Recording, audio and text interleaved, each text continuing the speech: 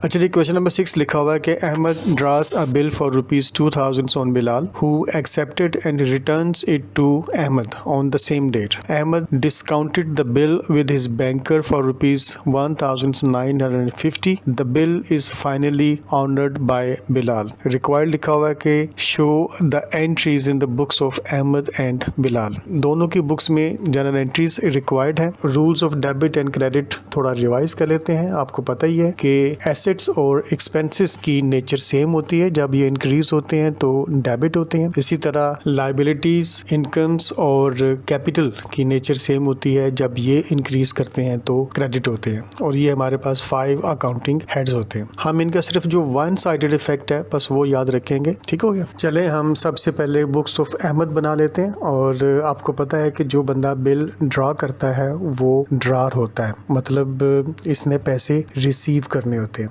ठीक है, तो इसके हम लोग बुक्स तैयार कर लेते हैं. यहाँ पर date, particulars, ledger folio, debit और क्रेडिट लिख लेते हैं. साथ करेंसी रुपीस लिख लेते हैं. नीचे बुक्स ऑफ बिलाल बना लेते हैं. और बिलाल इस केस में ड्राई है, मतलब इस बंदे ने पैसे पे करने हैं, तो इसकी भी बुक रेडी कर देते हैं. इसी तरह date, particulars, ledger folio, debit और क्रेडिट लिखने के बाद अच्छा यहाँ पर ये है कि आपने ये दोनों रोल्स ही खुद प्ले करने हैं. ठीक है, जब आपने अहमद की बुक्स में एंट्रीज रिकॉर्ड करनी है तो आपने खुद को ड्रार यानी कि अहमद कंसीडर करना है. और जब आपने बिलाल की बुक्स में एंट्रीज को रिकॉर्ड करना है तो आपने अपने आप को ड्राई यानी कि बिलाल कंसीडर करना है. ठीक हो गया. अच्छा, लिखा कुछ यूं हुआ है कि Ahmed draws a bill for ₹2000 on Bilal, यानी कि अहमद ने बिलाल पर बिल ड्रा किया, मतलब अहमद ने बिलाल के नाम बिल लिख लिया. ठीक है. Who accepted and returns it to Ahmed on the same date. Ahmed ने ये बिल बिलाल को दिया, बिलाल ने इसको एक्सेप्ट कर लिया. एक्सेप्ट करने का मतलब ये है कि बिलाल ने सिग्नेचर करके अपनी एक्सेप्टेंस दे दी और ये बिल वापस अहमद को दे दिया. तो इसकी जर्नल एंट्री रिकॉर्ड करने के लिए अब आपने अपने आप को अहमद कंसीडर करना है. ये जो बिल है ये आपके लिए बिल रिसीवेबल होगा. बिल रिसीवेबल मतलब कि इस बिल के अगेंस्ट आपने पैसे रिसीव करने हैं, तो इस पॉइंट ऑफ व्यू से ये आपका एसेट हो गया. तो आपको पता है कि जब एसेट्स इंक्रीज होते हैं या क्रिएट होते हैं तो वो डेबिट होते हैं. इसी तरह जो बिलाल का अकाउंट है ये भी आपका एसेट था, यानी कि आपका डेटर था. ये जो एसेट है ये हम डिक्रीज करवा देंगे. ठीक है. इस एसेट को डिक्रीज करवाने की वजह ये है कि इससे पहले एक एंट्री सेल्स की हुई होगी, तो तब हमने बिलाल के अकाउंट को डेबिट करके अपना ये एसेट बनाया होगा और sales account as a income credit करके हमने उसको रिकॉर्ड किया होगा. ठीक है. चूंकि पहले ही इसको एज एन एसेट इंक्रीज कर चुके थे तो दैट इज वाई अब ये एसेट डिक्रीज करके इसकी जगह पर एक नया एसेट बिल रिसीवेबल अकाउंट वो हम लोग क्रिएट करेंगे. ठीक है. तो यहाँ पे लिख लेते हैं बिल्स रिसीवेबल अकाउंट डेबिट करते हैं और बिलाल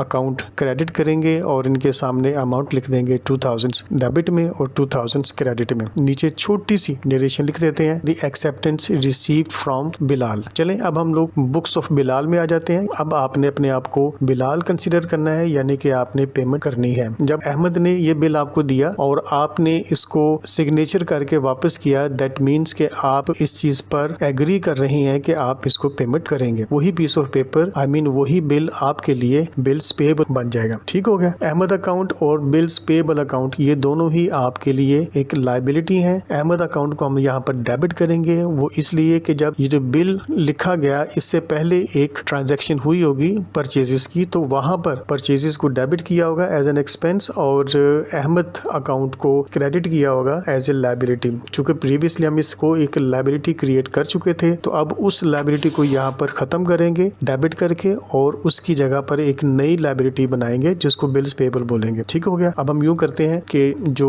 लायबिलिटीज हैं जब आपको पता है कि इंक्रीज होती हैं तो वो क्रेडिट होती हैं और जब डिक्रीज होगा तो वो डेबिट हो जाएंगे. तो यहाँ पर अहमद अकाउंट डेबिट कर लेते हैं और लिख लेते हैं साथ नीचे बिल्स पेएबल अकाउंट और इनके सामने अमाउंट लिख लेते हैं 2000 डेबिट में और 2000 क्रेडिट में. तो इसी तरह इनके साथ भी एक छोटी सी नरेशन लिख लेते हैं कि the acceptance given to Ahmed. ठीक हो गया. अब आगे लिखा हुआ है कि Ahmed discounted the bill with his banker for ₹1950. Bills आमतौर पर 1 मंथ, 2 मंथ, 3 मंथ्स वगैरह पे क्रिएट किए जाते हैं, लेकिन यहाँ पर ऐसा नहीं लिखा कि ये जो बिल है ये कितने मंथ्स का था. तो जितने भी पीरियड का ये बिल होगा, यहाँ पर इस ट्रांजेक्शन का मतलब ये है कि अहमद को ड्यू डेट से पहले ही पैसों की जरूरत पड़ी तो उसने वही बिल ले जाकर बैंक से डिस्काउंट करवा लिया. बैंक से डिस्काउंट करवाने का मतलब ये है कि अहमद ने अपना ये जो एसेट था वो बैंक को दे दिया। अब बैंक जो है वो ड्यू डेट पर बिलाल से राब्ता करेगा और बिलाल जो है वो बैंक को पेमेंट करेगा, ठीक है। लेकिन यहाँ पर बैंक कुछ डिस्काउंट चार्ज काटेगा, जो उसने यहाँ पर 50 रुपीज काट लिए हैं, तो वो पैसे काट के तो बैंक ने अहमद को 1950 रुपीज दिए हैं और अहमद का ये जो एसेट है, जो उसने पैसे बिलाल से लेने हैं, ये अब ट्रांसफर हो गई है बैंक को, ठीक है।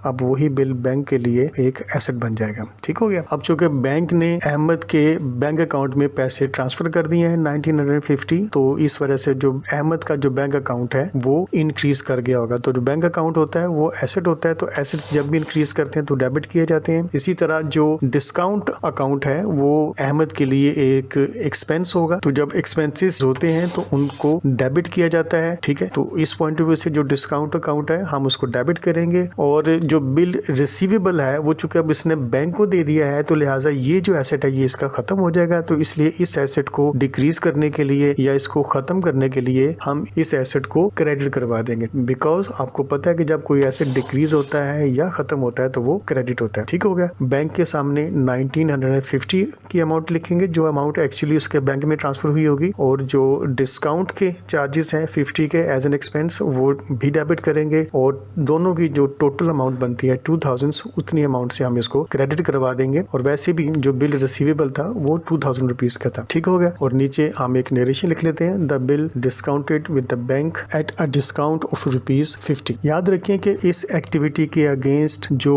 बिलाल की बुक्स हैं उसमें कोई एंट्री नहीं होगी, ठीक है ना। बिलाल ने अपनी एक्सेप्टेंस दी है, और जो बिल ऑफ एक्सचेंज की डेफिनेशन है उसके पॉइंट ऑफ व्यू से वो बिल किसी के पास भी हो, जो बंदा भी बिलाल को अप्रोच करेगा वो उसको पेमेंट देने का पाबंद है, ठीक है। तो चूंकि उसने डिस्काउंट करवा लिया, बिल उसने बैंक के हवाले कर दिया और पैसे ले लिए, तो इस ट्रांजैक्शन का, इस एक्टिविटी का बिलाल की बुक्स में किसी भी किस्म का कोई रिकॉर्ड नहीं बनाया जाएगा, ठीक हो गया। अच्छा जी, देन लिखा हुआ कि the bill is finally honoured by Bilal. मतलब ये हुआ कि ड्यू डेट पर बैंक ने बिलाल से कांटेक्ट किया और बिलाल ने वो जो पैसे थे वो बैंक को पे कर दिए और उनसे जो बिल पेएबल था वो ले लिया, ठीक है। तो चूंकि वो ऑलरेडी बिल्स पेएबल अकाउंट एक क्रिएट कर चुका है, अपनी लायबिलिटी बना चुका है, तो इस लायबिलिटी को वो खत्म करेगा, और जब भी लायबिलिटीज खत्म होती हैं या कम होती हैं तो उनको डेबिट किया जाता है। चूंकि उसने पेमेंट बैंक को की है और अपने बैंक से अमाउंट ट्रांसफर की है, तो इसका बैंक डिक्रीज हो गया होगा, और आपको पता है कि जब एसेट्स डिक्रीज होते हैं तो वो क्रेडिट होते हैं, ठीक है। इसलिए यहाँ पे लिख लेते हैं bills payable account debit, because ये एक लायबिलिटी थी जो कि खत्म हो गई, और